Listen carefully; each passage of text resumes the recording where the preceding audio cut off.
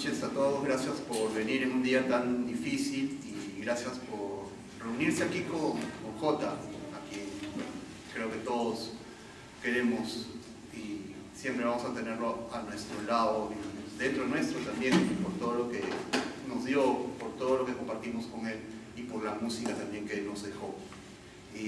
Quisiera hacer, antes de empezar este conversatorio, este pequeño homenaje a su persona, a su trabajo musical, a su bondad, una pequeña reseña, ¿no? De repente aquí hay alguien o entre la gente que va a ver, que está viendo a través del video este foro, este conversatorio, de repente hay alguien que no tiene exacta noción de lo que ha significado, lo que significa José Javier Jota para nuestra música, para el rock alternativo y la música de avanzada hecha en nuestro país. ¿Qué decir más allá de lo que expresa lo que ha expresado a través de sus sonidos, a través de los discos que nos dejó?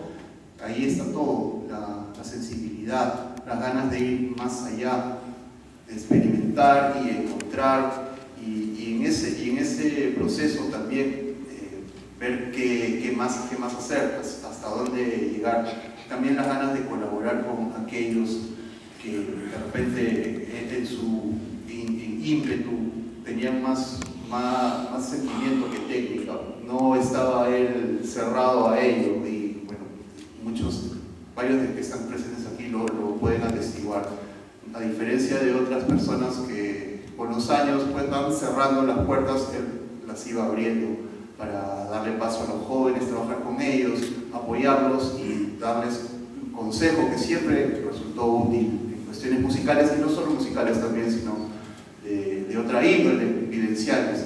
Bueno, es el caso mío, por ejemplo, ¿no? Nos hicimos bastante amigos gracias a esas conversaciones y a las afinidades que fuimos desarrollando. Y bueno, también está, además de su faceta artística, aquella que hizo pues que aportara mucho laboralmente hablando a proyectos importantísimos, ¿no? Eso también, como es parte del ámbito privado de la vida de José Javier, tal vez no lo hemos tenido en cuenta. Su participación en el proyecto Camisea, también trabajó en Antamina, y bueno, a cargo pues de tremendas coordinaciones en el aspecto logístico, en el tema de construcción, ¿no? de coordinar las labores que tenían que hacerse para que estos proyectos avanzaran. Y bueno, eso también, de hecho va a haber alguno de los participantes en este foro que va a mencionarlo y lo va a ubicar en el contexto de la figura integral de José Javier, una persona que a través de la música, a través del sonido, supo expresar lo que de repente algunos o muchos tenían en el cerebro y no sabían cómo canalizarlo. Avanzada y muy atrevida es su obra. Bueno, ahí está para que ustedes la repasen en los discos que nos dejó, y también para analizarlo un poco más en las palabras de quienes van a venir hoy, que han llegado hoy para hablarnos al respecto. Y bueno, no me queda más que empezar citando acá a la primera mesa que nos va a hablar sobre Jota, que está integrada por músicos.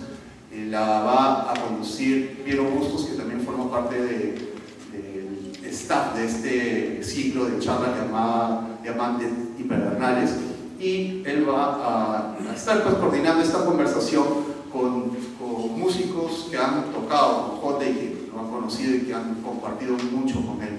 Hablamos de Camilo Rivero Vázquez, quien ha estado en el aire, el ensamble del Caos, también acompañando a Jota, y Jorge Ramírez, quien ha sido pues baterista del aire y también de la recordada banda Cocaína. A los tres les pido que se acerquen por favor a la mesa, a Piero, Jorge y Camilo. ¿Qué tal? Buenas noches, amigos que han venido hoy día a este tributo, y los músicos también un gran abrazo musical. Y se está volviendo una magnífica costumbre pues tributar, ¿no?, a nuestros referentes generacionales. en realidad el espacio de la Casa de la Literatura se abre para que podamos nosotros también hacer una profunda reflexión. A veces uno no se da cuenta de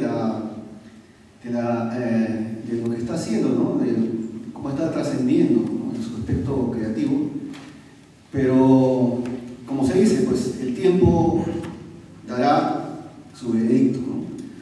Pero mientras sucede eso, nosotros ayudamos a la memoria histórica justamente con estos encuentros, tributos.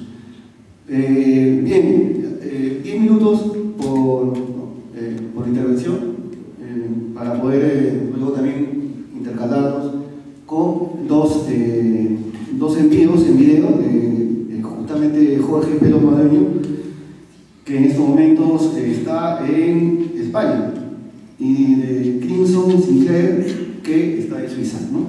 Entonces, sin más, empecemos. Le doy la palabra a ilícitamente.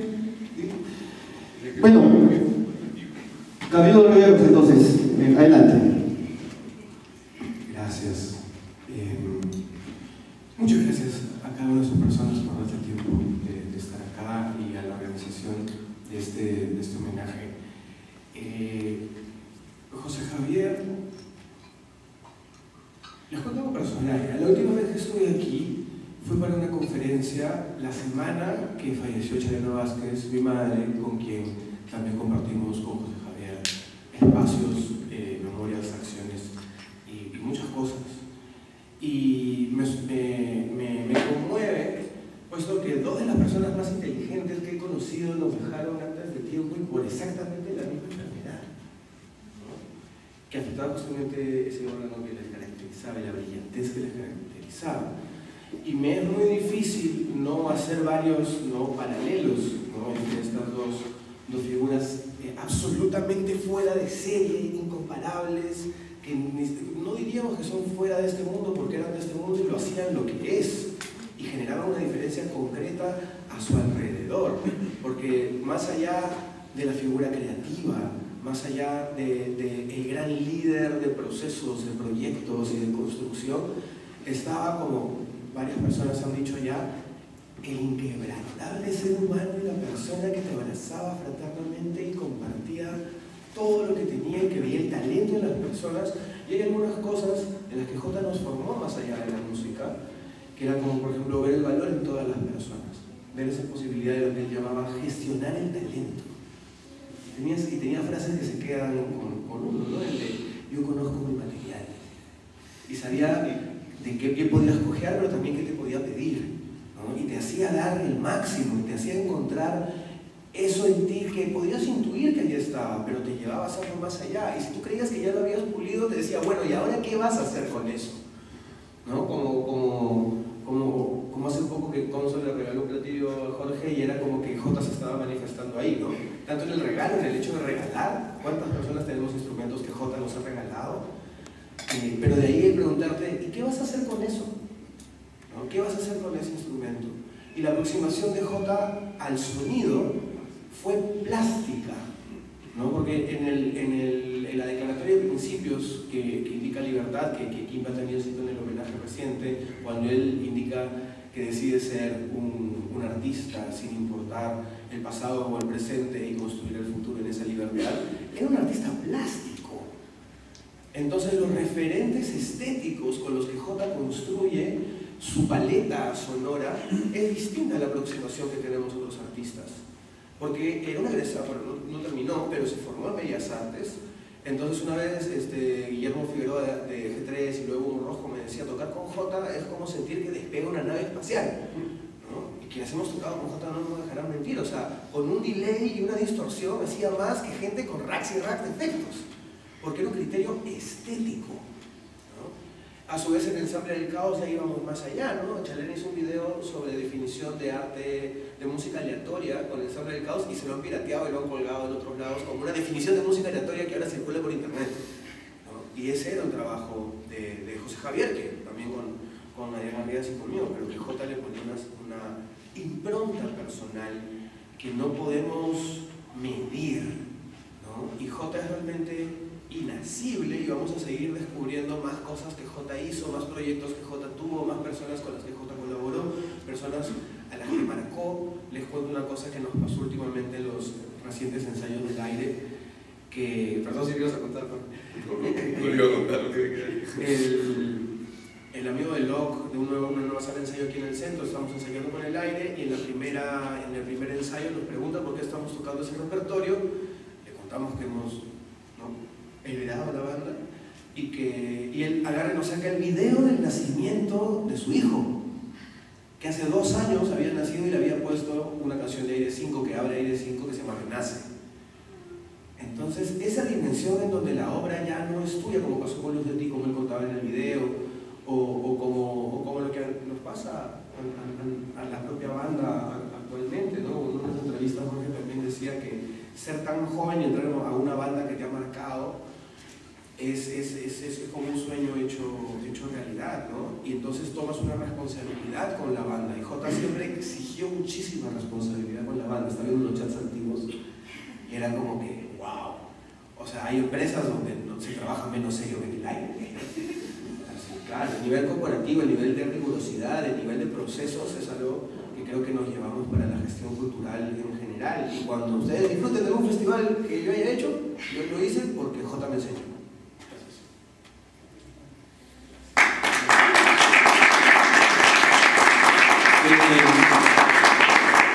Tu testimonio. ¿Me lo pusiste difícil? También. No, realmente la esencia, ¿no?, el espíritu de Jota está más vivo que nunca hoy día, ¿no?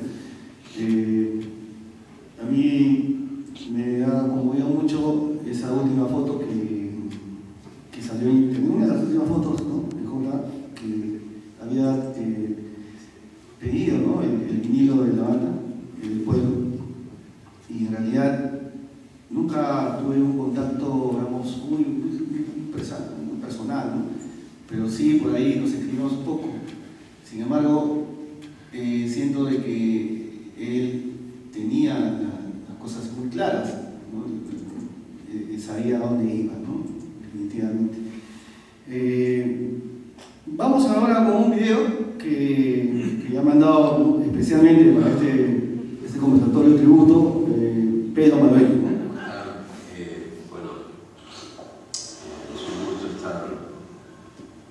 En este homenaje a José.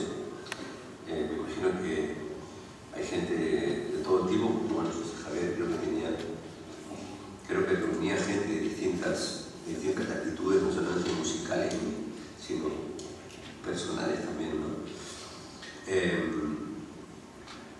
¿Qué les voy a contar de Jota, que no conozcan ustedes ya?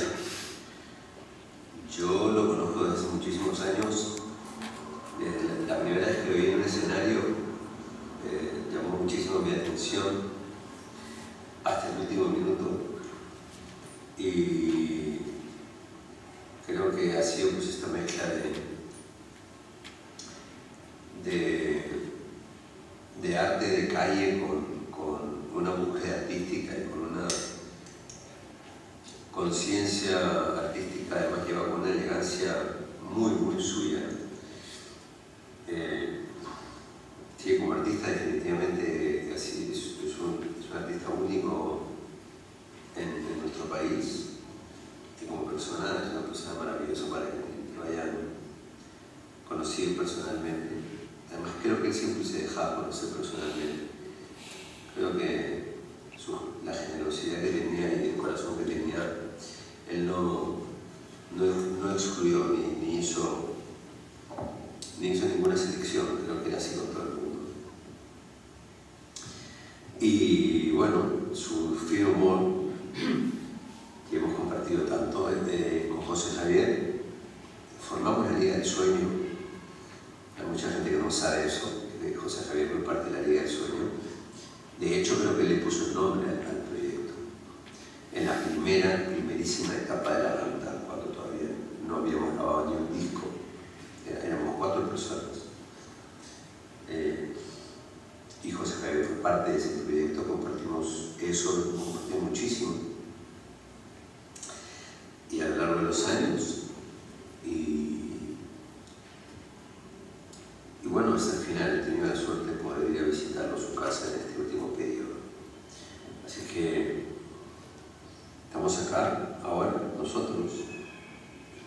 pues es una casualidad que estemos aquí, que no esté. Así que la lección que creo que nos deja José Javier es sobre una conciencia, una responsabilidad y una entrega, una pasión hacia lo que uno cree que debe hacer, lo que siente hacer. Porque nunca fue dogmático de palabra alrededor de su propia obra. Eso es muy bueno. Muchas veces caemos en esa tontería. Así que nada, un beso, un abrazo para todos. Gracias por invitarme. Y bueno, desde aquí un abrazo. Mantengámonos aquí, en la vida, en la línea. Chao, chao. Y ahora le damos la palabra a Jorge Ramírez, fundador y baterista de la banda Cocaína y además baterista de El Aire.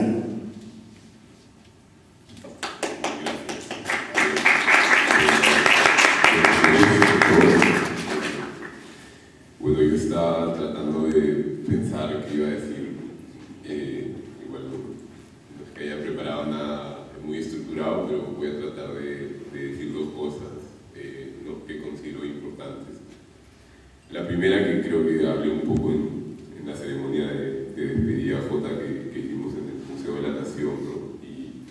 Y conté un poco cómo conocí a Jota y me basé un poco también en lo que escribió Luchin Haro, su gran amigo, hermano, y como dijo Camilo, la persona que ha tocado en todas sus bandas, ¿no? Realmente. Y Luchin dijo que cuando conoció a Jota sintió que había sido abducido por extraterrestres, ¿no? Y efectivamente es más o menos así como se siente haber sido amigo de Jota, ¿no? De hecho, yo conocí El Aire, las primeras canciones que escuché del Aire las conocí en Crónicas del Rock Peruano, gracias a Pedro, pero no es que me haya vuelto un fan de la banda, ¿no? De hecho, me pareció raro, ni siquiera puedo decir que me haya llegado a gustar al comienzo, pero me llamó la atención porque era una música extraña, ¿no? Y luego, en el tour de Demolición, yendo a ver a Leucemia a la noche con Ignacio, cuando ya habíamos formado Cocaína y El Aire le abría, me quedé huevón viendo El Aire, ¿no? Y buscando videos de YouTube, vi que todos los videos se subían de la cuenta josejavier25@hotmail.com. Entonces lo agregué al Messenger de Hotmail y le escribí.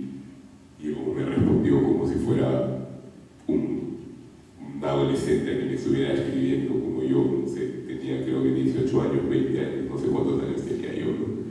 Y me escribió y me dijo, sí, encontrémonos tal día en la universidad, siempre lo encontré y leí mis discos, los discos de mi banda, los demos de mi banda, ¿no? En ese momento.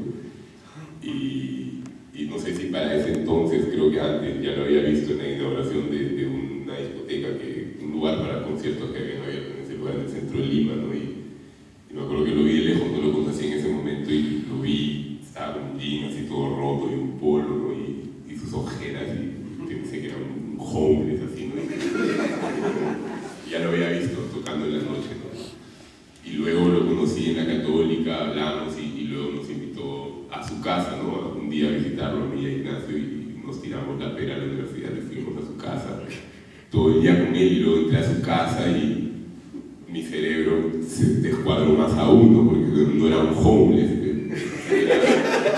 parecía la casa de mi abuela, ¿no? Donde vivía, entonces era más extraño todo para mí y de ahí en adelante todo lo extraño se fue haciendo familiar, ¿no? Y creo que eso fue en realidad lo increíble de Jota, ¿no? Que fue como el maestro de que lo extraño en la vida se vuelva familiar, común, atractivo, etcétera, etcétera, ¿no?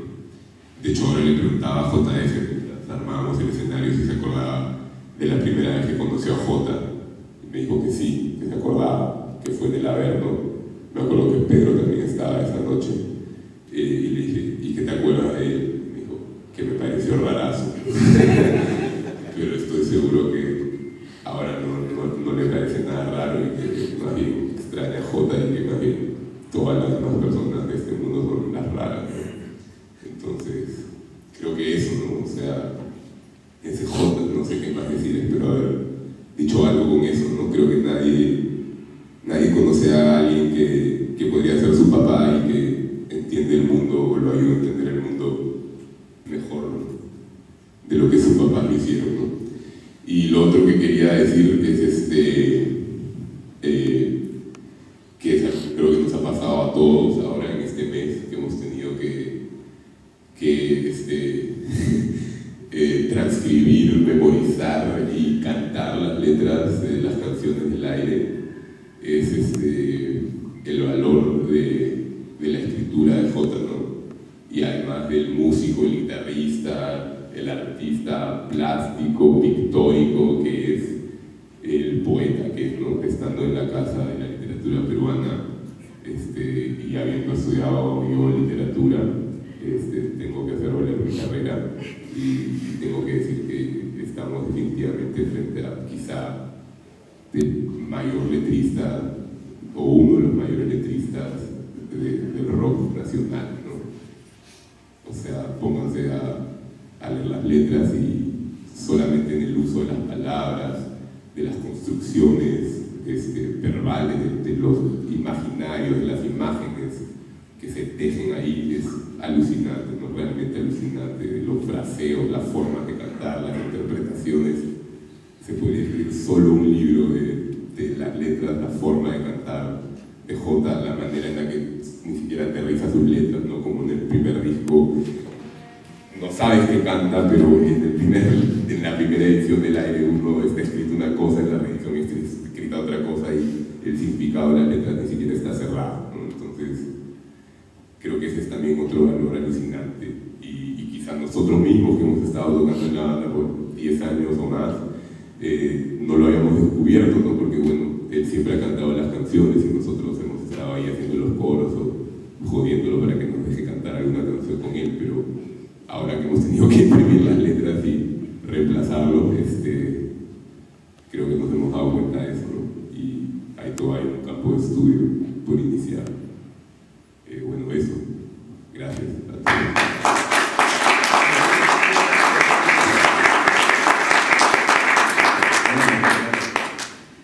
Una inevitable anotación sobre lo que ha dicho Jorge, que tanto eventualmente habrán estudios musicológicos y literarios sobre la obra de José Javier, como correspondería a cualquier estudio serio, ¿no?, como parte de nuestra construcción de nación. Podemos identificar en el cancionero del aire, en la cancionística del aire, una evolución narrativa, incluso en las mismas canciones que según la edición cambian de letra. Y quiero mencionar 3 pasajes para ver cómo evolucionó este pensamiento y esa experiencia de José Javier. Un gusto, Jorge, tenerte aquí esta noche, muchas gracias. Entonces, hay 3 momentos, ¿no? Porque, por ejemplo, en el caso de Rodeo, la primera palabra en el Aire 1, en la primera edición del cassette, dice Satanás. Cuando él ensayaba con nosotros en los 2007, 2008, cuando tocábamos con el Leucemia, ese Satanás fue reemplazado por Ser Mordaz. Y en la reedición de Atutiplén, lo que dice es ser capaz. ¿Cómo pasas de Satanás a ser capaz? Y musicalmente la canción seguía siendo igual de beligerante, ¿no? Y por otro lado, continuando con la historia que dijo Jorge, en el momento en que conocimos a Jorge y con Jota decidimos dictatorialmente imponerle a Noise y decirle, bueno, lo siento, hay un nuevo baterista en la banda, ¿no? Fue así como que fue golpe de estado. Y decidimos que Jorge entrara porque Jorge pensaba que tenía 18 años y tenía el ímpetu y las ganas de poder realmente llenar los zapatos grandes de algunos de los mejores bateristas de rock de nuestro país, como la banda ha tenido, y definitivamente está lejos de haber defraudado en esa posición. Así que muchas gracias.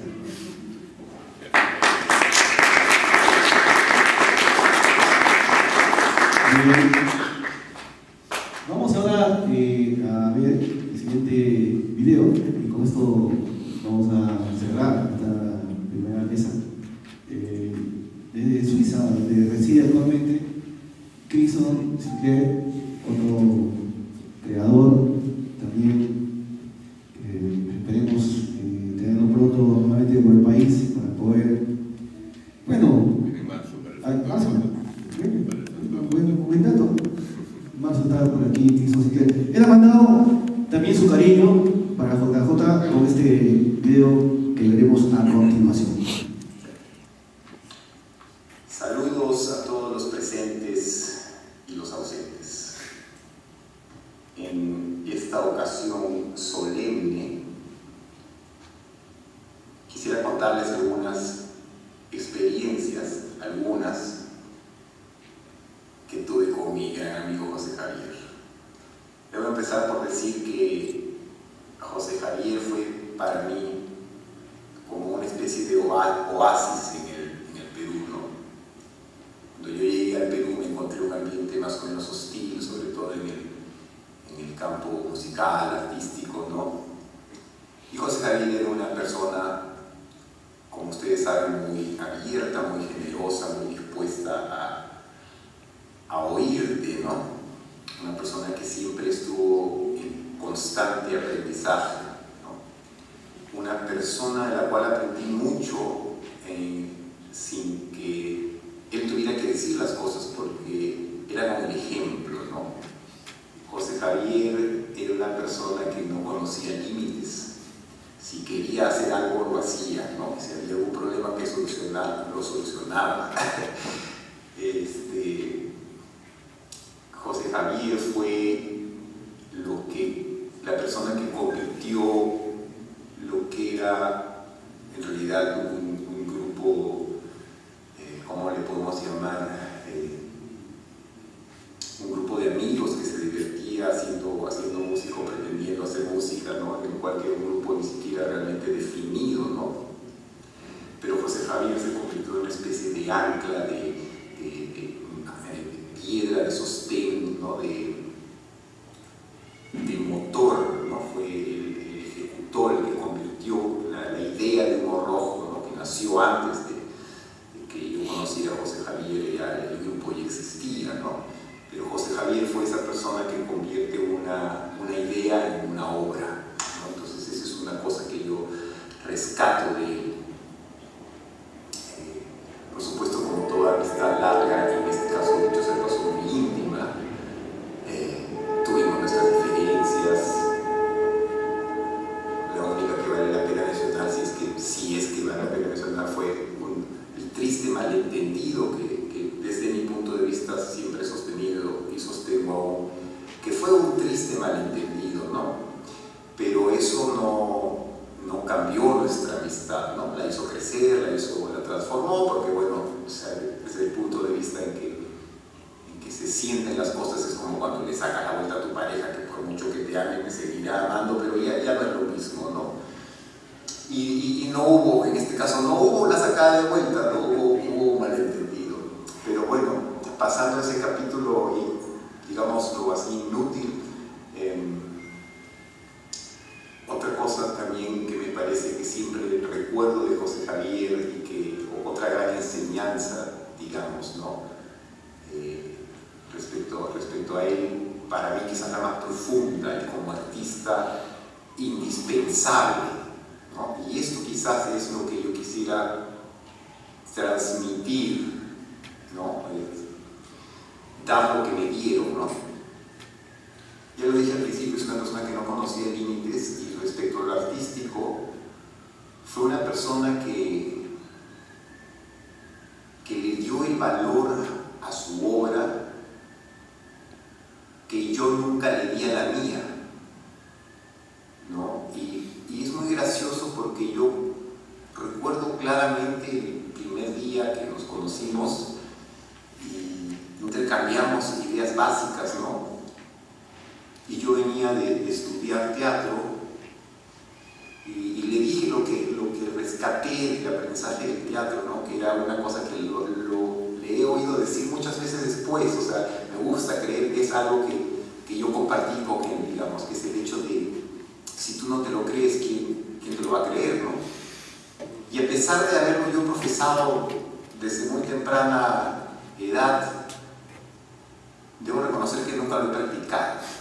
Entonces hay una enseñanza que José Javier me dejó y que, habiéndole entendido, aún yo mismo no me la creo. Debo reconocer que por alguna razón soy así, pero no hay que ser así, ¿no? O sea, los artistas tienen que creer en él su obra y trabajar por su obra y hacer nacer su obra y compartir su obra.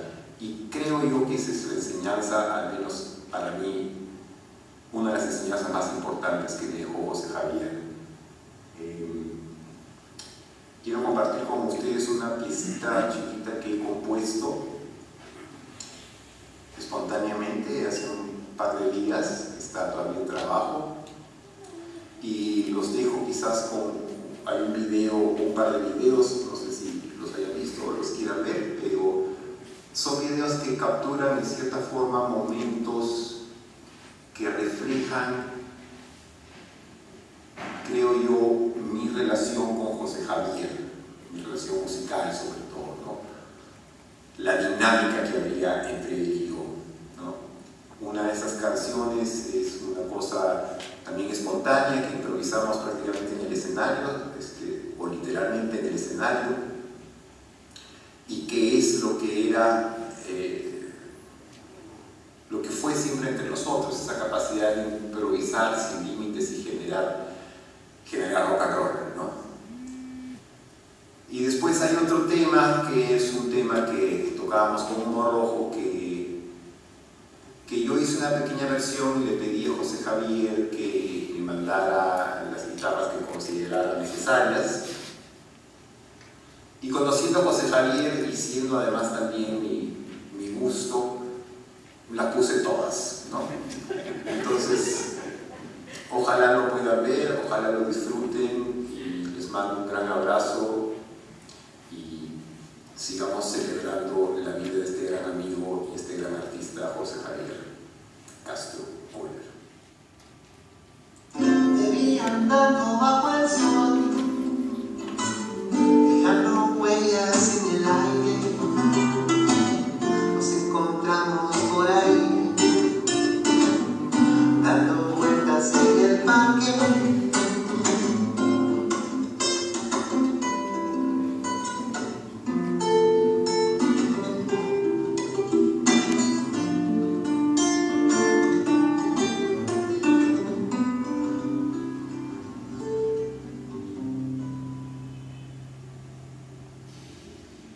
Gracias a Camilo, gracias a Jorge, gracias también que participó con el video. Por boca de ustedes, JJ sigue vivo en nosotros.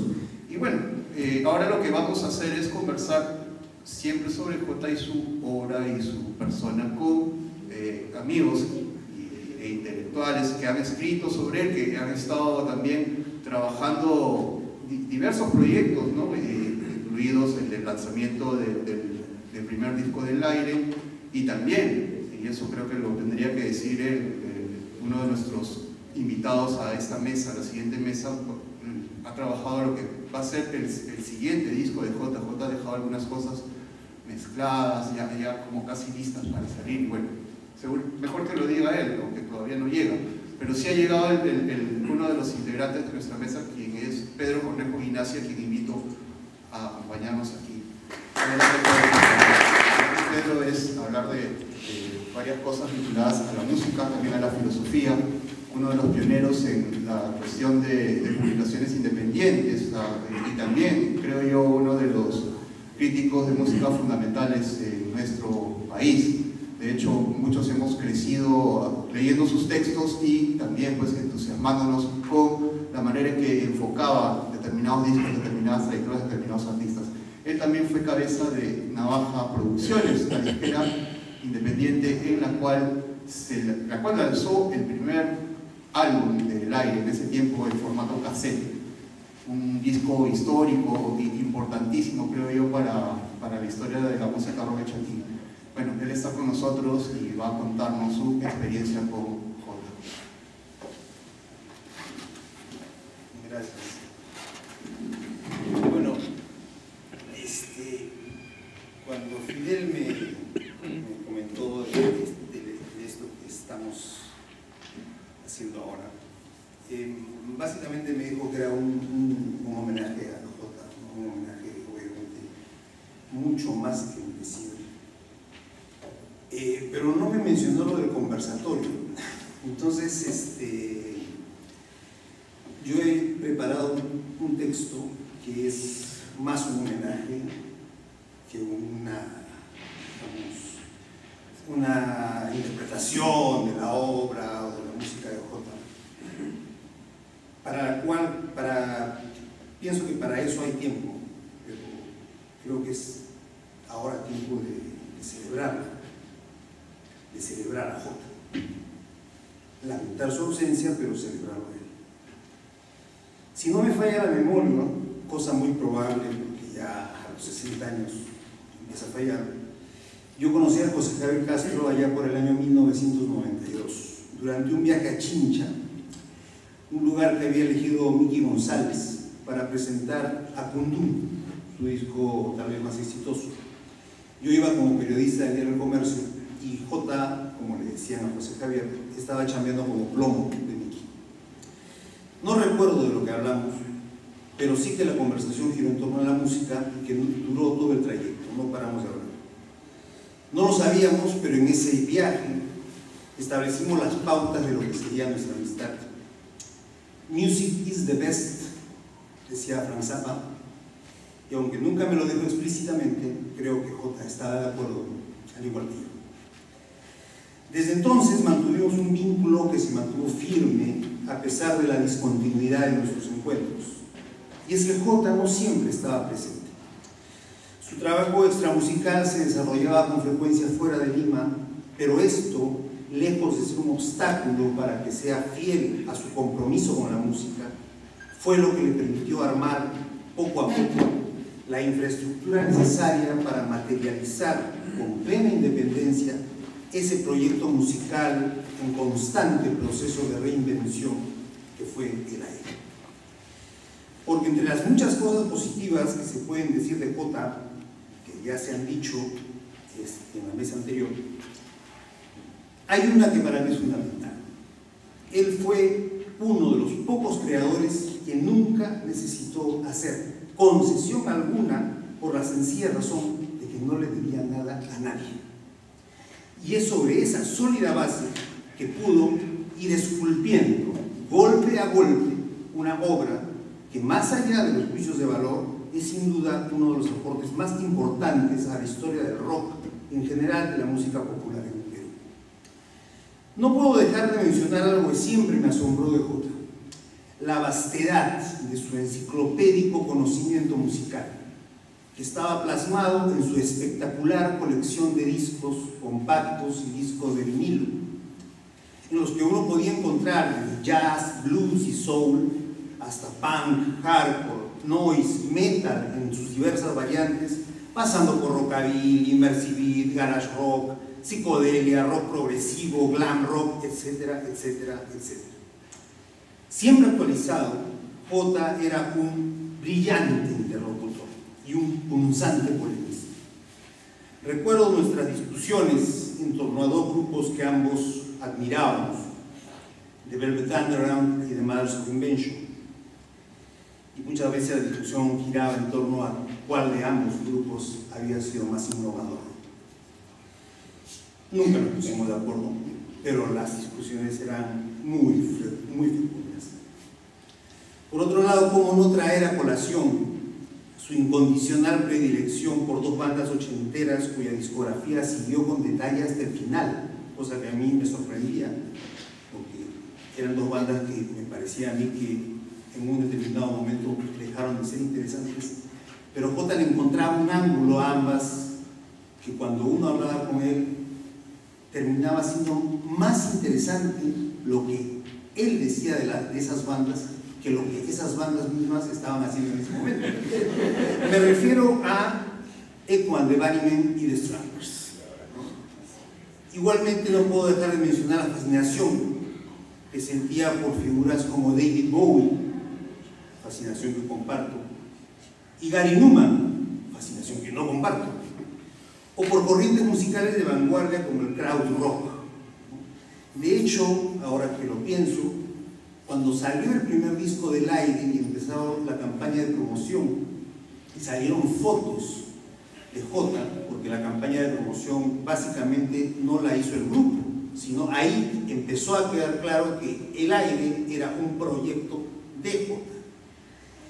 y muchas fotos suscitaron comentarios de que era como el Bowie peruano, no por su parecido físico, que para eso está el otro Bowie, que también ya nos dejó, sino por la estética que tenía Jota, por esa elegancia a la que hizo referencia Camilo, por esa cosa camaleónica que le permitía metamorfosearse permanentemente, ¿no? y que fue un poco uno de sus rasgos más emblemáticos.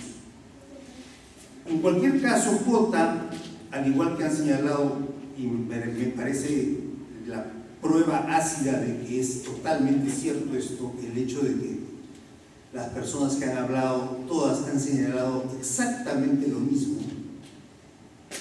Jota era siempre generoso, siempre predispuesto a compartir las buenas cosas que le deparó la vida.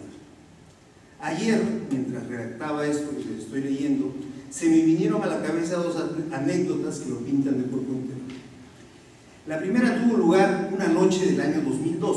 Yo estaba en mi casa cuando a eso a las 10 de la noche sonó el teléfono.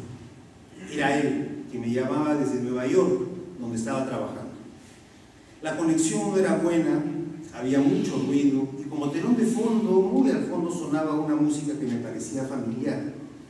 Le pregunté entonces de dónde me estaba llamando y su respuesta me dejó clavado. Estaba en pleno concierto de King Crimson y quería hacerme partícipe de su experiencia. A través de su celular me hizo sentir durante cerca de 5 minutos toda la excitación de lo que estaba pasando durante el show de Fripp y compañía. La segunda anécdota ocurrió en marzo del 2016. Yo estaba frente a mi computadora respondiendo mensajes cuando me llegó uno de Jota. Abrí el Messenger y vi una imagen que a primera vista no identifiqué. Entonces me acerqué a la pantalla y percibí que era un ticket, un boleto, para un concierto de John Cale que se presentaba en Lima, en el Gran Teatro Nacional. A continuación Jota me decía: esta vez no puedes decir que no. Él sabía que yo había dejado de ir a conciertos hacía muchísimo tiempo, que no había ido a ninguno de los conciertos que empezaron a ver por allá por el 2007, 2008, no sé, R.E.M., Metallica, todos los grupos que pasaron por ahí. Yo no fui a ninguno. Jota sabía que yo no iba porque ya no me gustaba ir a conciertos. Entonces, él sabía que yo había dejado de ir a conciertos hacía muchísimo tiempo, así que me invitó con el hecho consumado. Mi entrada ya estaba comprada y efectivamente era imposible negarme. Además está decir que el concierto fue increíble. Ese tipo de magníficos gestos eran frecuentes en Jota. Hoy, a un mes de su muerte, probablemente ya hayamos comenzado poco a poco a digerir el trago amargo que significó su partida.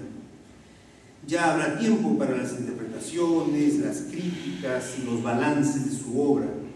Ya habrá tiempo para discutir sobre su aliento experimental, su fiereza contestataria, su libertad musical y su romántico elitismo. Y habrá tiempo mientras que la música del aire siga soplando con la misma fuerza con la que lo ha hecho desde ese ya lejano 1996, en que su primer álbum nos voló el cerebro. Sí, han pasado 26 años desde que el aire empezó a abrirse camino, machete en mano, en medio de la maleza, desbrozando rutas inéditas en su búsqueda de nuevos horizontes sonoros. 26 años a lo largo de los cuales José Javier Castro, Jota, no hizo otra cosa que ser fiel a sus instintos y a sus ideas, contra viento y marea, siempre lejos de cualquier zona de confort, con el férreo y arriesgado propósito de desafiarse a sí mismo, enarbolando ese espíritu que, como dice en una de sus canciones, siempre será más fuerte que las circunstancias. Gracias.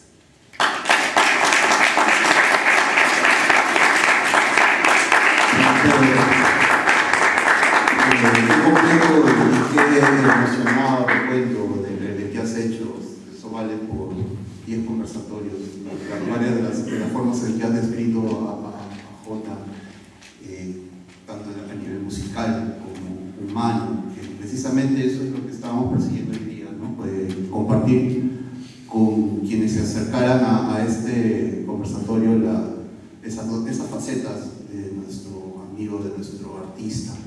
Y bueno, y ahora que Pedro y también Camilo y Jorge recordaban la forma en que conocieron a Jota, también hacía memoria yo de la primera vez en que nuestros caminos se cruzaron, era justamente para la etapa de promoción, ¿no? del primer cassette, del primer álbum del aire, y habíamos quedado con Jota y la banda, conformada en ese entonces por Constantino Álvarez y César Samayoa y Manolo Barrios, encontrarnos en la casa de Julián Rodríguez, que era uno de los editores de una revista llamada Caleta. De repente algunos por aquí la recuerdan, una revista que a mediados de los años 90 se dedicó a darle cobertura al rock independiente local, ¿no? Una cosa bastante inusual en nuestro medio. Bueno, la cosa es que Jota llegó a la entrevista antes que todos con un perrito blanco que había encontrado en la calle sobre los hombros, así como si fuera un carnerito, lo llevaba. Y llegó así caminando y era pues como, estaba yo recuerdo en la puerta de la casa de Julián, esperando que llegaran los muchachos del grupo.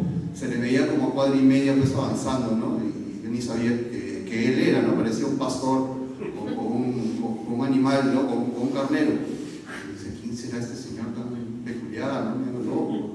Y era él. Y bueno, resulta que el perrito lo había encontrado cerca de su casa, porque creo que él vivía en Independencia, en la calle Independencia, por ahí por Miraflores, por Pardo, y lo había encontrado así cojeando y lo había recogido. Y si no recuerdo mal, se quedó con el perrito en ese departamento un tiempo, no sé, lo cuidó y lo tuvo ahí. Pero bueno, eso como que un tipo que mostraba unas canciones sumamente descarnadas, con una crudeza y un lenguaje bastante fuerte, pues suponía un contraste terrible que felizmente pude entender en el tiempo.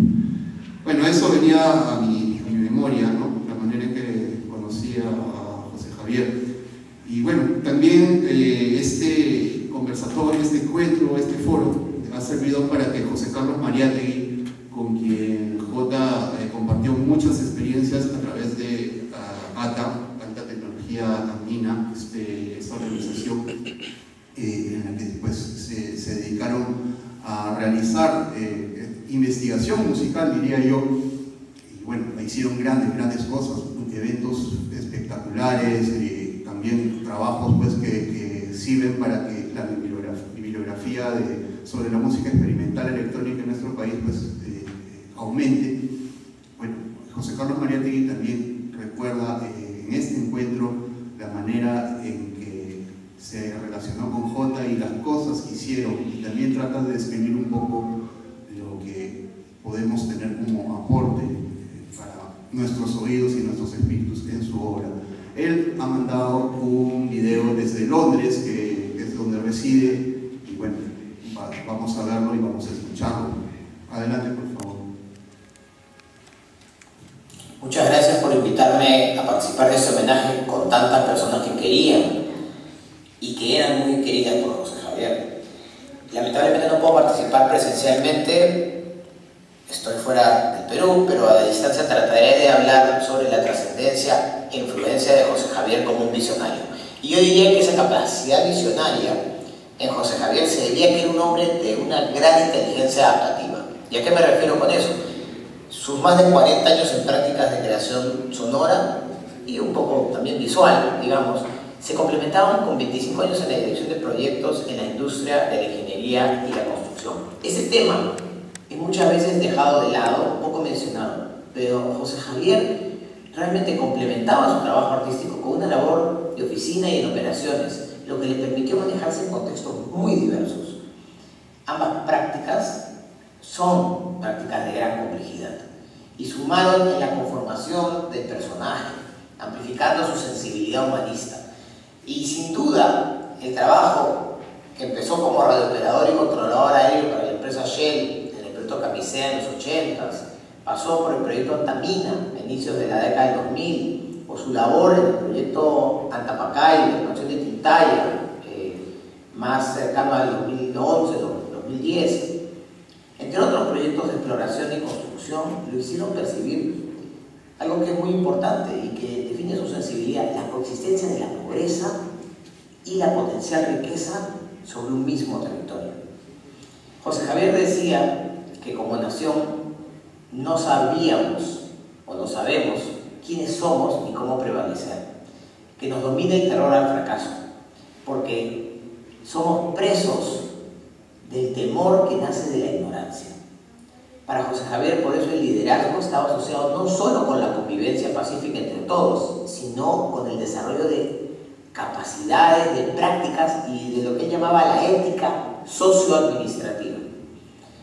Como José Javier también decía, entre el polvo del molibdeno y la agonía de los cierres y urgencias de los negocios corporativos, pasó más de 2 décadas en macroconstrucción y obtuvo bastantes ascensos y especializaciones.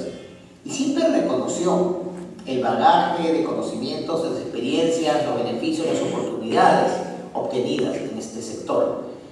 Pero sobre todo valoró las relaciones humanas que desarrolló.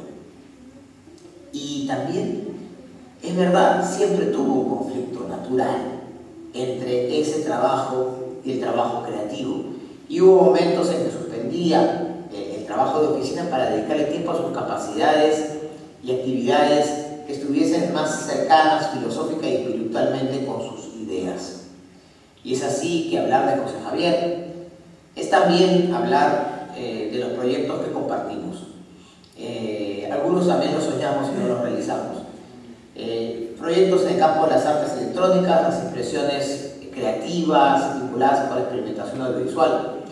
Y aquí es importante mencionar que José Javier tuvo una formación artística, primero realizando estudios de artes gráficas en el Instituto Toulouse-Lautrec del 87, luego de pintura y bellas artes en el ESAM de Barranco en el 90 y como alumno libre de la Escuela Nacional Superior de Bellas Artes en el año 91.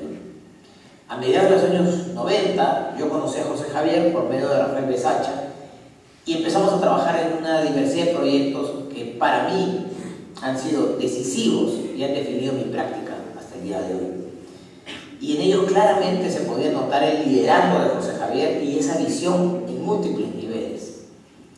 Recuerdo la innata habilidad de José Javier en hacer uso de recursos disponibles y fusionarlos de manera lúdica, su capacidad, su curiosidad de usar cualquier software, ya sea de edición, de manipulación de imágenes, lógicamente sonoros, y esa combinación de destreza técnica que tenía con una potente capacidad de improvisación creativa que lo llevaba a perseguir nuevas experimentaciones, a llevarlas a límites.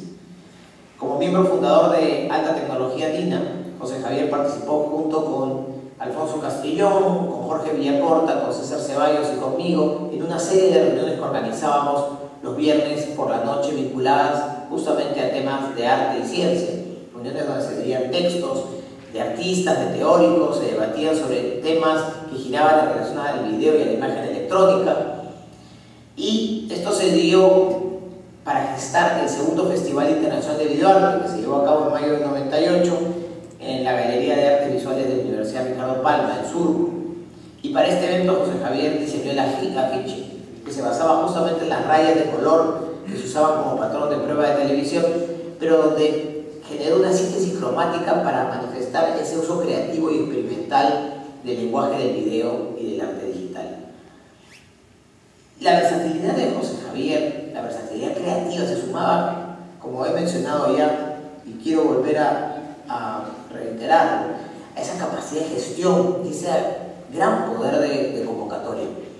En ese aspecto logró financiamiento y auspicios de instituciones tradicionales a las que hubiese sido imposible sacarles apoyo para proyectos de vanguardia o proyectos experimentales. Y es que la audacia y la expresividad oral que tenía José Javier se enriquecía con un sentimiento mayor, con un sentimiento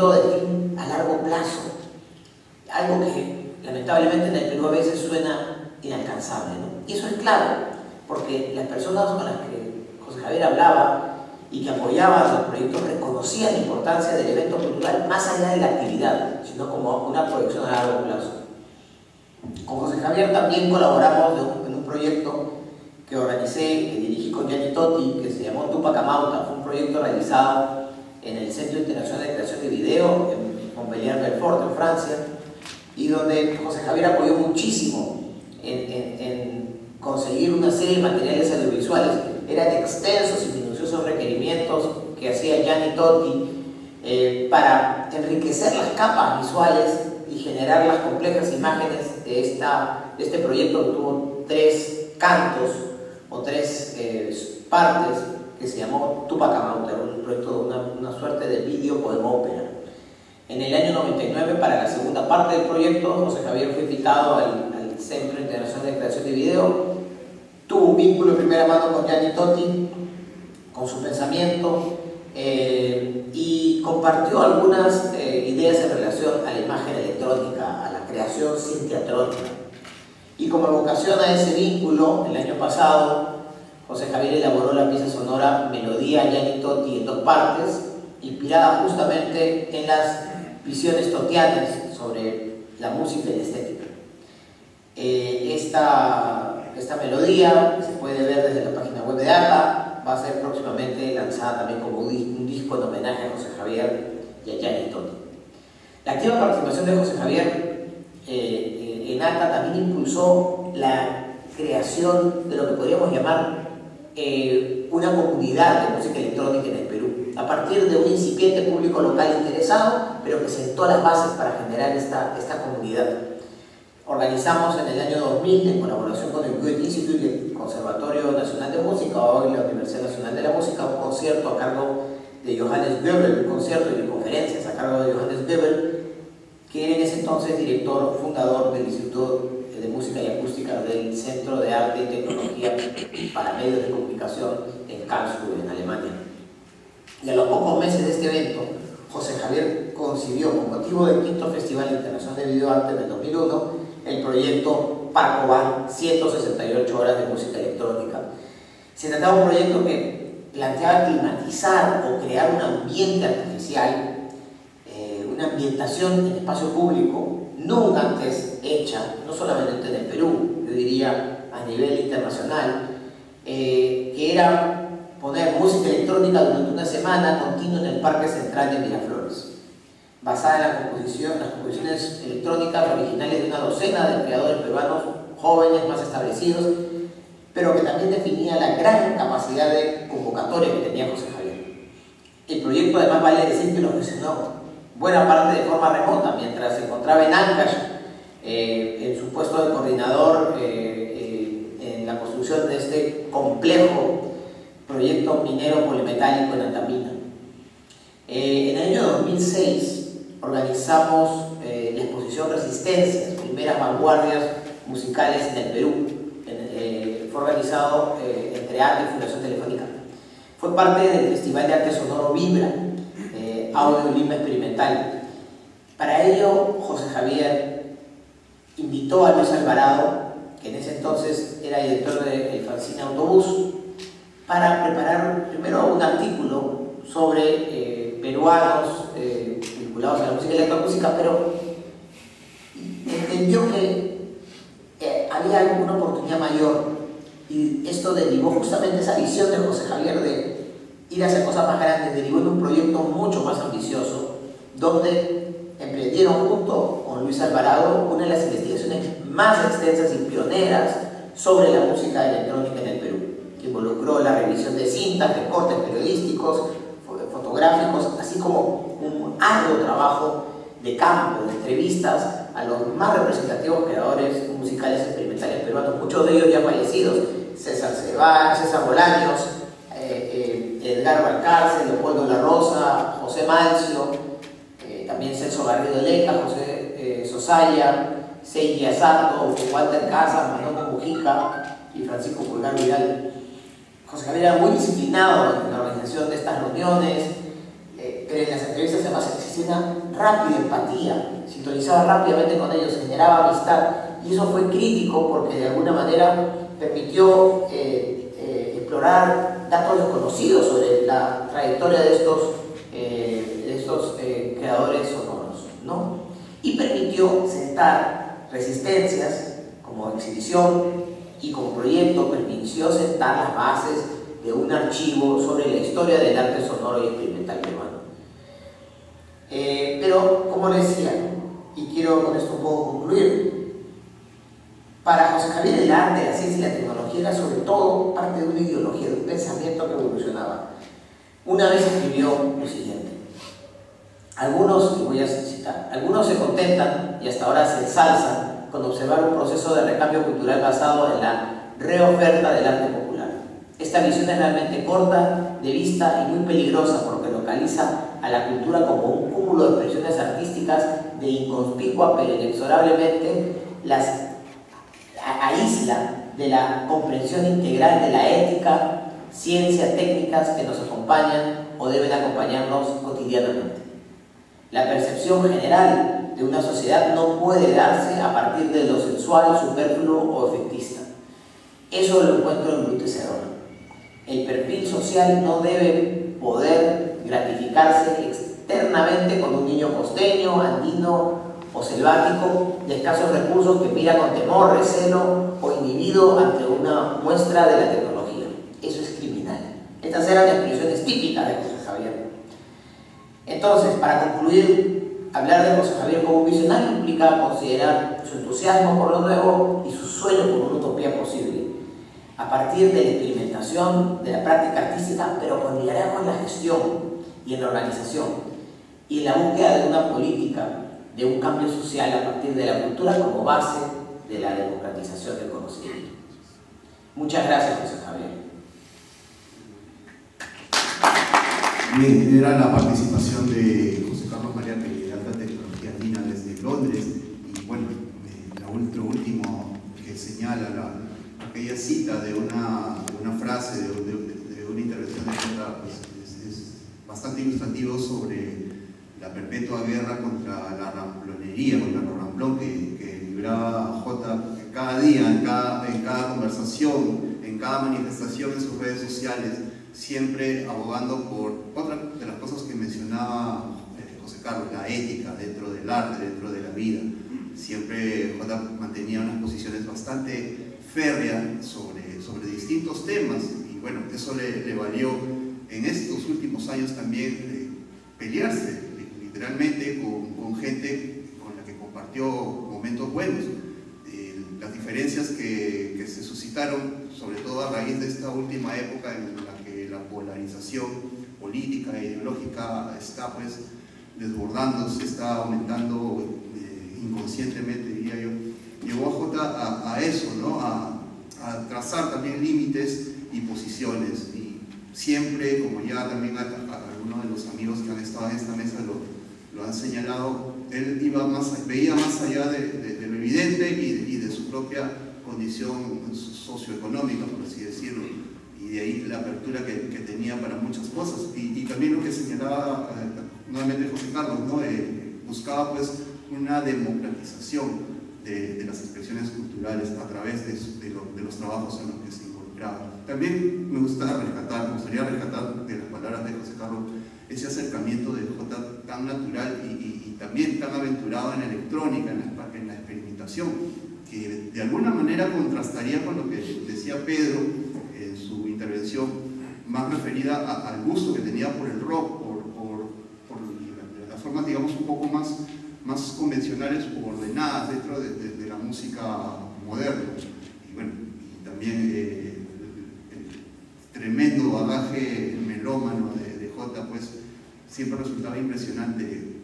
Yo la verdad conozco pocos músicos aquí en nuestro medio que fueran tan apasionados por la música en sí, ¿no? O sea, muchos, claro, son apasionados por la ejecución de sus temas, pero no de la manera en que Jota lo era respecto al trabajo de otros artistas, manejando multitud de referentes y con una colección pues impresionante, ¿no?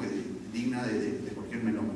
Y bueno, también en el video que nos mandó desde Londres José Carlos, mencionaba a Luis Alvarado, que es la persona que nos acompaña en esta mesa y a quien yo malcriadamente no he presentado cuando apareció. Bueno, Luis, bienvenido. Y para quienes no lo conozcan, Luis encabeza Bull Records, que es uno de los sellos discográficos peruanos más activos aquí en nuestro país y también, creo yo, uno de los pocos enfocado seriamente a difundir música experimental de todo tipo. Bueno, y Luis nos va a contar también su experiencia con José Javier en varias cuestiones musicales. Gracias, Luis, por estar aquí. Escuchando a Pedro, escuchando a Fidel y a José Carlos, sin duda tengo una impresión, ¿no?, del recuerdo que tenemos de José Javier. Y de hecho hay como varios José Javier, ¿no? O sea, como una especie de entidad múltiple, con una capacidad de interrelacionarse con muchos sectores y mucha gente, y mucha gente con diversas expresiones musicales. Mi primer contacto con José Javier, la primera vez que supe de él fue por casualidad, en realidad, durante un concierto, justamente cuando sacaron el primer disco del Aire, que debe haber sido el año 96, había un concierto en Pueblo Libre, que era gratuito, y yo había ido para ver otro grupo en realidad que se llamaba Dolores del Lirio, y de pronto veo en el escenario a Manolo Barrios de Mar de Copas, y pensé que iba a tocar Mar de Copas, ¿no? O sea, no entendía qué estaba pasando, yo no conocía el Aire, no sabía bien qué estaba ocurriendo, pero me quedé oyendo y me quedé así pues sorprendido de lo que estaba pasando, ¿no? Porque de pronto José Javier empezó a cantar y era la primera vez que veía a alguien decir tantas palabras en una canción, como que me resultó algo desconcertante, agobiante, no sé, como algo que no esperaba y que me dejó con demasiadas preguntas en realidad ese día, o sea, como que no entendía qué había visto, pero al mismo tiempo recordaba la experiencia como algo que también era muy inusual en los conciertos que yo había ido en Lima, que usualmente habían sido como de grupos de rock, quizás un poco más convencionales, o no sé, como cosas que no exploraban tanto esa dimensión sónica que tenía el Aire en muchas capas, ¿no? Como algo mucho más, más de textura.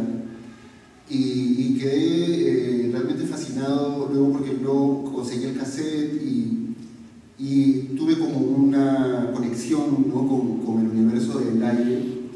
Luego ya, bueno, pasó todo el proceso de ingresar a la universidad y como dejé de ir a conciertos por unos años. Y también el Aire no tocaba tanto tampoco, ¿no? Y luego lo volví a ver en el año, creo que 2002 me parece. Para entonces yo ya conocía a Jorge Villacorta, lo había conocido en la universidad, que era amigo de él.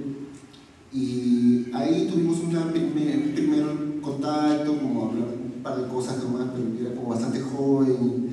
En realidad no sabía cómo acercarlo, o sea, sentías que José Javier era una persona bastante intimidante, la verdad. Y luego, bueno, pasaba el tiempo y yo me volví como coleccionista y seguidor de sus cosas, ¿no? Hasta que finalmente saqué una revista de música y le hice una entrevista al Aire, ¿no? Dije, este va a ser el pretexto para conocerlo. Y tampoco pudimos coincidir porque Jota también estaba, creo que de viaje, o estaba muy ocupado y me dijo, o sea, yo lo llamé por teléfono, creo que debe haber sido Jorge el que me dio el teléfono, y me dijo que sea por correo nada más. Entonces le mandé las preguntas y bueno, pues las respuestas de José Javier eran gigantescas, ¿no? Fue todo un proceso de editar esa entrevista, pero que fue muy interesante. Espero recuperar la entrevista completa en realidad, porque básicamente me enfocaba yo en todo ese ángulo que yo intuía de José Javier, que tenía que ver con su gusto por la psicodelia, por las cosas más experimentales, por la electrónica. Porque ya había leído unas reseñas de él que aparecían en la revista Interzona que siempre tenían que ver con post-punk, con música electrónica, con crowd rock, con cosas que eran muy atípicas. Entonces yo intuía que J en realidad tenía un gusto formado por ese tipo de música. Entonces, bueno, en la entrevista empezó a hablar mucho sobre los tipos de efectos que él había conseguido, cómo generaba dominaba las texturas, que él era muy consciente de lo que estaba haciendo, ¿no? Que él había estado en Inglaterra en los 80s y que había llegado al Perú y él no podía entender que acá había punk, y él pensaba que el punk era algo de los 70s y en realidad él ya estaba en otra cosa y siempre se sentía como desencajado, ¿no? Pero que conectó mucho me parece, no sé si fue, creo que con Voz Propia y con G3, que creo que fueron los dos grupos que había escuchado de primera mano del rock subterráneo, y recuerdo que en la entrevista también hablaba mucho sobre sus intereses por hacer música con computadoras en los 80s, ¿no? que era una aventura que bueno, le resultaba un poco compleja, porque para ese momento él sentía que había que renderear como 2 horas para hacer un sonido de 2 segundos y lo dejó de lado un poco, ¿no? Pero que él me decía, ¿no? Pero eso te da una idea de los intereses que igual él venía desarrollando, ¿no? Entonces, como la entrevista fue como bastante, al final quedó algo muy ilustrativo de él y me gustó bastante, y él fue a buscarme para recoger la revista en Galerías Brasil. Yo trabajaba en ese momento vendiendo discos en una tienda, en la tienda de Pepe Salomón, a donde J habitualmente iba también. Y ahí finalmente nos conocimos y conversamos un buen rato, ¿no? Llegó la revista y luego volvió, creo que a las 2 semanas, y me dijo, o primero me llamó por teléfono, para conversar, que le había gustado la revista y que le había gustado el artículo que había hecho sobre música experimental y que quería conversar conmigo de un tema, y quedó un día en verme y fue y me dijo, me interesa esto de acá, ¿no? Y señaló una nota del pie, en realidad ni siquiera estaba en el artículo, era una nota del pie que yo ponía sobre, sí, que antes de toda esta movida, en los 60 había estado Bolaños y Valcárcel, y luego había estado no sé qué sé yo, ¿no? Había puesto una relación de artistas que eran como los pioneros o los primeros en interesarse por la música electrónica, y me dijo, yo justo estoy desarrollando una página web con Carlos Vázquez en Idea Central, un archivo sobre música electrónica, ¿no? Que era algo que ella tenía en mente desde hace muchos años, ¿no? Producto, me parece, de la experiencia del Modern Park Robin, y estaban trabajando en esta web, y me dijo, pero todo esto de acá no lo teníamos contemplado, ¿no? Y me gustaría, me dijo, me gustaría que escribieras un artículo extenso sobre todo esto, ¿no? Y te vamos a pagar $250. Y pucha, para mí eso era una fortuna en ese momento.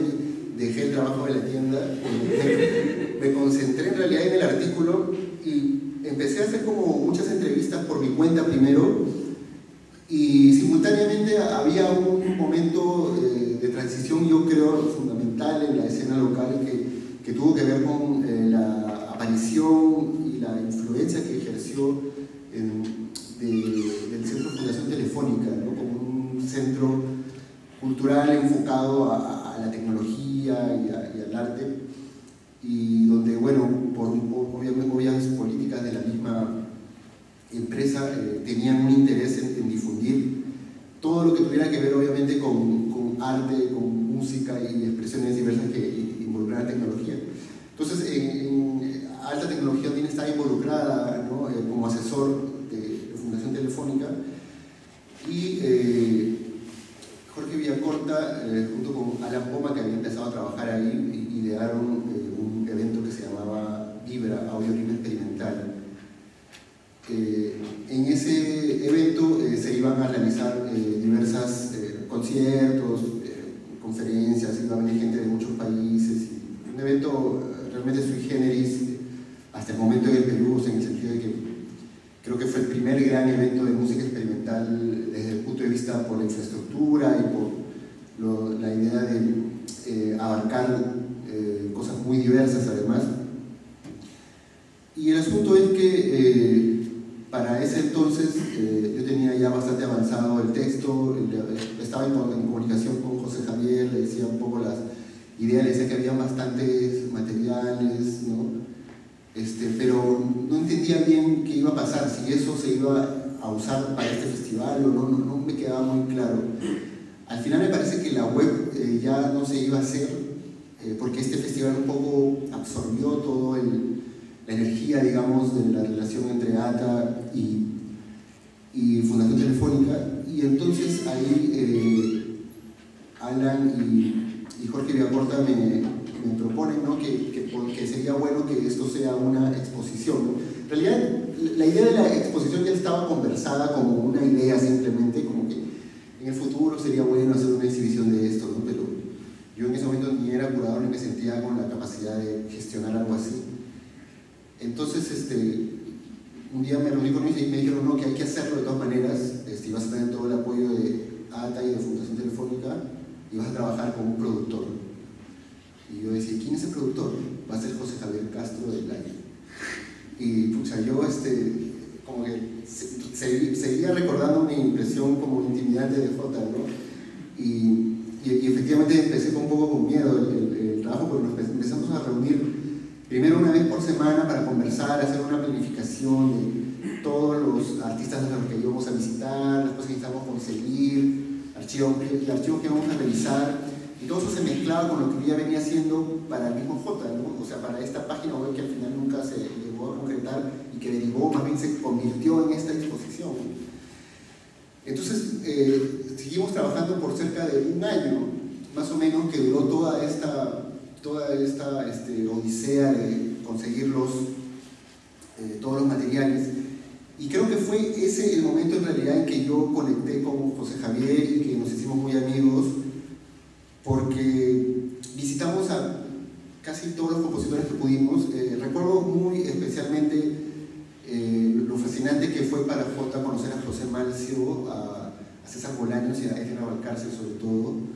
Y claro, obviamente también a Leopoldo La Rosa, porque era el papá de Leo Escoria, con quien Jota también tenía amistad. Y con todos tenía algún tipo de contacto por algún lado. Era bien curioso eso.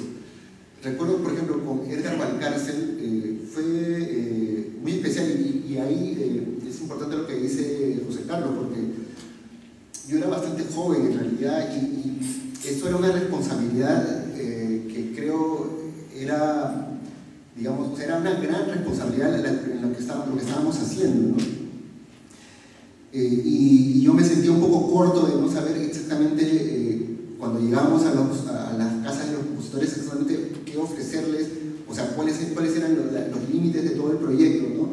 Y José Javier tenía una manera muy fácil siempre de entrar un poco en el mundo de ellos y de generar una confianza para que ellos nos enviaran todos sus archivos y nos los pudiéramos llevar y digitalizar y hacer todo, ¿no? Que quizás si yo hubiera solo no hubiera podido ser, ¿no? Pero con Edgar Valcárcel sobre todo ocurrió, ¿no? que llegamos a su casa en La Molina, y empezamos a hablar sobre, bueno, un poco primero qué podíamos hacer por él, ¿no? O sea, qué necesitaba, y él necesitó que arregle mi piano, que está malogrado hace 2 años, y le trajimos a una persona que arreglara el piano, y luego lo entrevistamos como quizás 4 o 5 veces, y recuerdo que en la segunda vez ya entramos en confianza, y no sé cómo abrieron una botella de pisco. Fue así algo que no me imaginaba yo a estos compositores bebiendo en realidad, ¿no? Pero terminamos tomándonos toda la botella de pisco con Edgar, y creo que nos hemos quedado hasta la madrugada conversando, y en realidad, o sea, sentí que todas las veces lográbamos eso con José Javier. Él lograba una empatía muy fuerte que para mí era como un puente también para obtener una información muy valiosa de ellos, ¿no? Y José Javier sentía además que él siempre estaba investigando, en realidad. Yo siempre sentía que siempre fue una persona con curiosidad por saber qué había pasado en todos los ámbitos, ¿sabes? O sea, yo recuerdo que por el año, o sea, cuando he conocido a Jota, quizás en el 2004, 2005, ella sabía mucho, por ejemplo, de chicha y de cumbia, y que en ese momento no era algo que todavía, o sea, se sabía, pero no era como se sabe ahora y todo el mundo conoce, ¿no? Era algo todavía bastante desconocido y difícil de catalogar aún, pero él tenía muchos discos ya de los Chapis, de los Destellos, y estaba muy al tanto, y a mí me sorprendía en realidad como esa voracidad que tenía por querer saber cosas muy distintas, ¿no? Y bueno, para él esto fue como un aprendizaje también de entender un poco lo que había ocurrido en la historia de la música en el Perú, ¿no? En los 70s,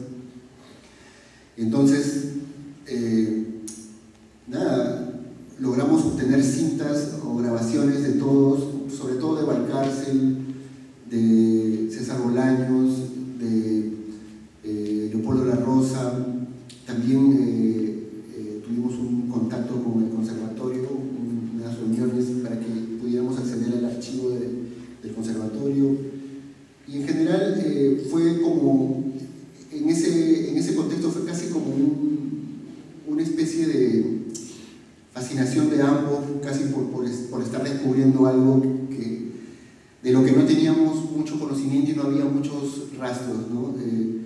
Y yo recuerdo mucho cuando estábamos digitalizando las cintas y escucharlas y conversar, ¿no? Que esto se debe haber grabado de esta forma, ¿no? Que están usando esto. Y Jota tenía además como mucho conocimiento técnico también, ¿no? de grabación, de técnicas de grabación. Y recuerdo que también en una de esas ocasiones nos acompañó Huicho a la casa de César Bolaños, que llevamos, fuimos a visitarlo a recoger unos acetatos en realidad, que estas grabaciones que se hacían en los 50 donde había unas piezas de Bolaños y Huicho las digitalizó. Y así fue algo muy especial en realidad todo ese periodo de conocer y de hacer amistad con estos compositores, porque no se convirtió en un trabajo, no solo fue un trabajo en realidad, sino que siento que fue para Jota también descubrir una dimensión de la música peruana nueva y hacer una amistad, ¿no? Él hizo una amistad con Bolaños, fue a visitarlo muchas veces después que terminara ya todo este proyecto y continuamos nosotros trabajando en eso, ¿no? Yo cuando más adelante luego saqué esta colección Sonidos Esenciales, José Javier seguía digamos, descubriendo siempre más música, estaba muy interesado por ejemplo en la música de Miguel Flores, de quien yo había sacado 2 discos y de hecho también hicimos un proyecto, ¿no? Con Miguel y Jota de tocar juntos. De hecho estuvieron ensayando bastante, lástima que la pandemia, bueno, impidió que se continuara eso, pero ahí se generó también una conexión muy especial, ¿no? A Jota le gustaba mucho el disco primitivo que había hecho Miguel, y bueno, eso, ¿no? Para terminar, creo que si algo aprendí mucho de esta experiencia de haber hecho esta exposición con ATA y con Telefónica Resistencias, fue que trabajar con José Javier me ayudó un poco a entender un poco la disciplina de lo que significa hacer este tipo de proyectos, a tener mucha paciencia en realidad, porque yo quería hacer todo de una vez, ¿no? Y Jota había hecho todo un cronograma que yo lo sentía interminable en realidad, pero que logramos hacer todas las actividades. Y aprendí mucho y sobre todo cosas que yo intuía, que veía en él y que me ayudaban a entender que las cosas que yo estoy intuyendo en realidad funcionaban, ¿no? Él estaba muy a favor de esta, digamos, de generar estas interrelaciones entre músicos que no necesariamente tienen una raíz en común, ¿no?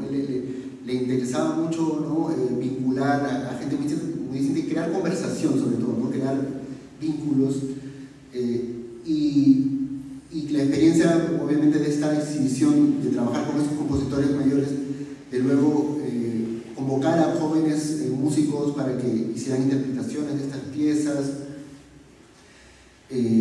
fue una experiencia para mí muy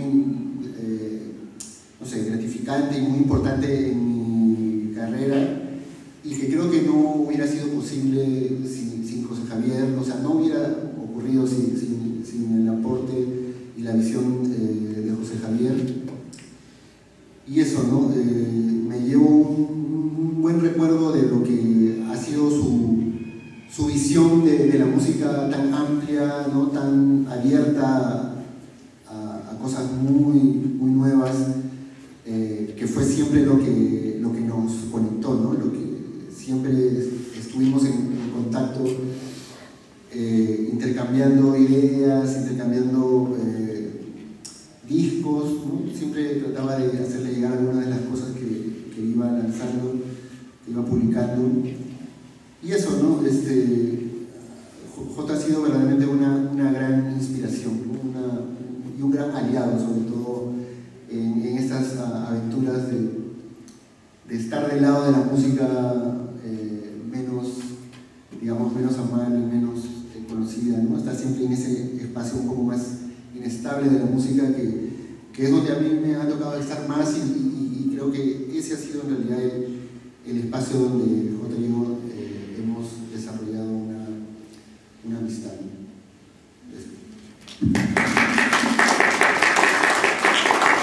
De hecho, cuando llegue el momento, como decía Pedro, de hacer un análisis más profundo de lo que nos ha dejado Jota en su trabajo sonoro, habrá que darle un buen espacio y un espacio muy significativo a esa faceta, la de experimentar no solamente a través de la electrónica, sino con el sonido mismo. Es algo que está pues, inmerso de todo el trabajo que nos dejó José Javier. Gracias a Pedro y gracias a Luis por acompañarnos en una mesa de lujo, la última de este encuentro con José Javier, pero no el episodio final. Vamos a cerrar esto con música como le hubiera gustado a él, y para ello están aquí nuestros amigos, los músicos que acompañaron a José Javier en la última etapa de El Aire, y vamos a recibirlos con un aplauso porque nos van a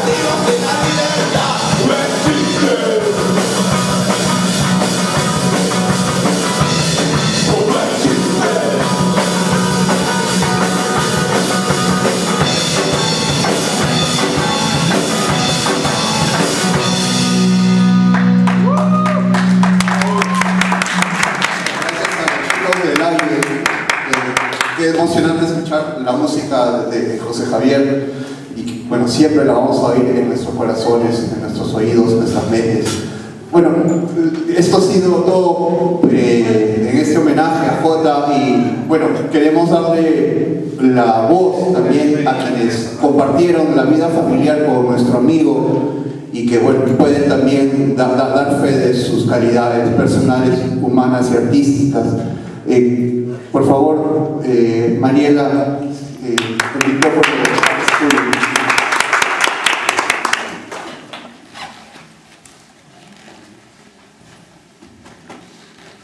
Yo soy Mariela, la hermana de José, y voy a hablar en representación de la familia y de mi mamá.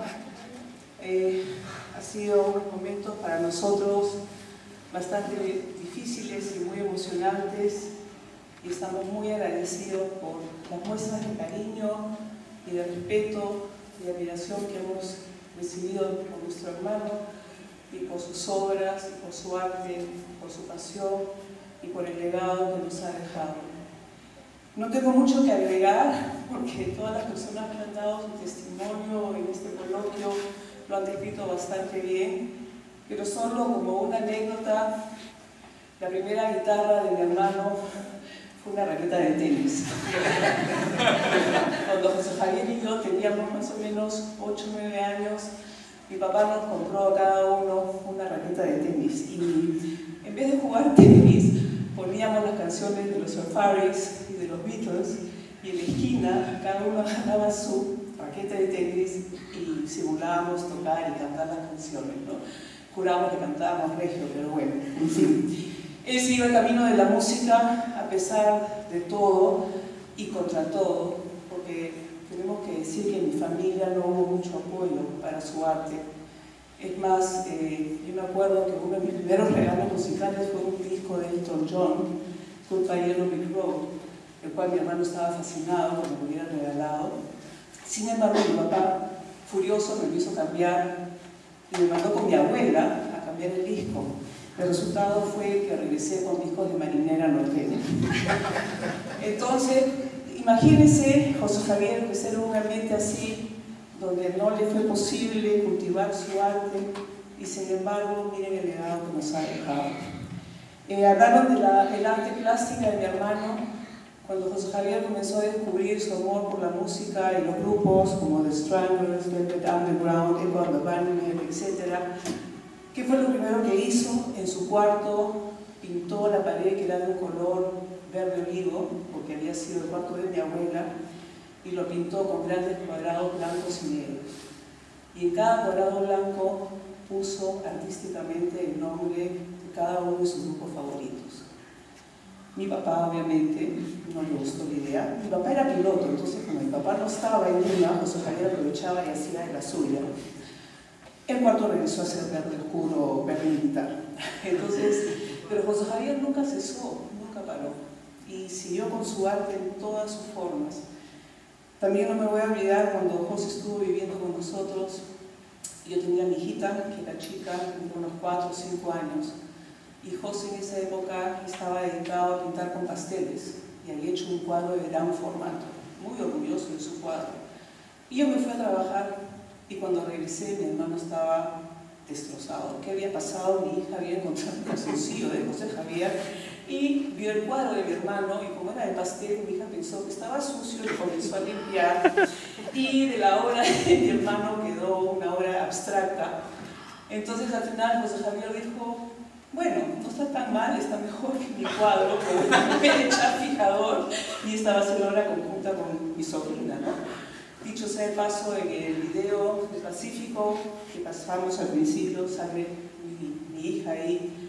O sea, ella también fue parte de la vida musical de José, y lamentablemente no puede estar el día de hoy porque tiene 2 hijitas a las cuales tiene que cuidar, y mi madre no ha podido estar el día de hoy porque está enferma. Pero desde acá, como mensaje de la familia, nosotros vamos a apoyar el proyecto musical y el legado musical de José. Hemos conversado con los chicos del aire y ellos saben que cuentan con todo el apoyo de nosotros para continuar el legado. Y José siempre va a vivir en nuestros corazones. Muchas gracias a todos.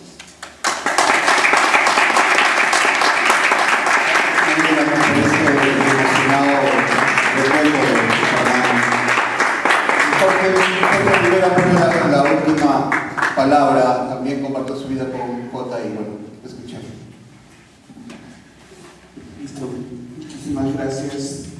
En realidad yo solamente quiero hacer una extensión de lo que Mariela mencionó y Lucín en algún momento de la vida de José, que es el legado debe continuar, y es algo que estamos muy convencidos, que es algo que él lo dijo explícitamente. O sea, uno de los pocos encargos que recibimos fue que debemos continuar, y en ese aspecto estamos felices de poder preservar a José como tal. Hablar de José es hablar de todo lo que ustedes mencionaron antes. Hablar de José es su base histórica. Escuchando los testimonios de las personas que hablaron sobre él, fue como un recordar de toda una vida junto a él. Recuerdo las conversaciones con el señor Barcalcer y las llegadas a 3, 4 de la mañana con muchos piscos y ese tipo de cosas, ¿no? Entonces, y bueno, una de las cosas que él siempre adoraba era su banda, su equipo, como él decía, sus guerreros. Y pues no sé si creo que muchas de las personas que hablaron de él ya no están en este momento en la sala, pero sí me gustaría agradecerles mucho por esos momentos y esas interpretaciones y ese legado que continúa. Muchas gracias.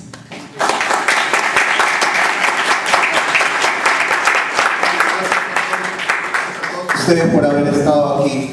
Un abrazo para todos y bueno, que viva Jota, carajo.